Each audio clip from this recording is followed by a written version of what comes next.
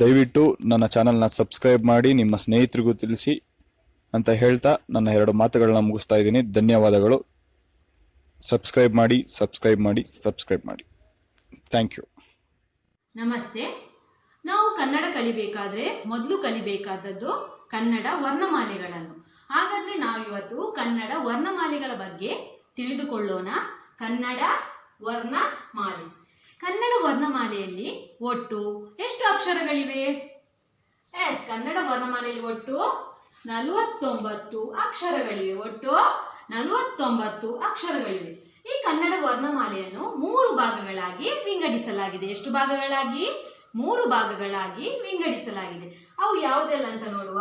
1 ಸ್ವರಾಕ್ಷರಗಳು, 2 ಯೋಗವಾಹಗಳು ಮತ್ತು 3 ವ್ಯಂಜನಾಕ್ಷರಗಳು. ಯಾವುದೆಲ್ಲ?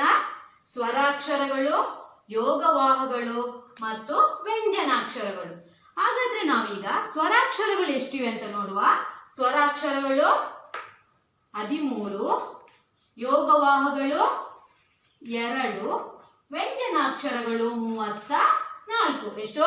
ಸ್ವರಾಕ್ಷರಗಳು 13, ಯೋಗವಾಹಗಳು 2 ಮತ್ತು ವ್ಯಂಜನಾಕ್ಷರಗಳು 34.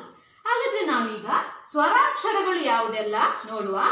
ಸ್ವರಾಕ್ಷರಗಳು ಅ, ಆ, ಇ, ಈ, ಉ, ಊ, ಋ, ಎ, ಐ, ಓ, ಓ, ಔ. ಇದು ಸ್ವರಾಕ್ಷರಗಳು.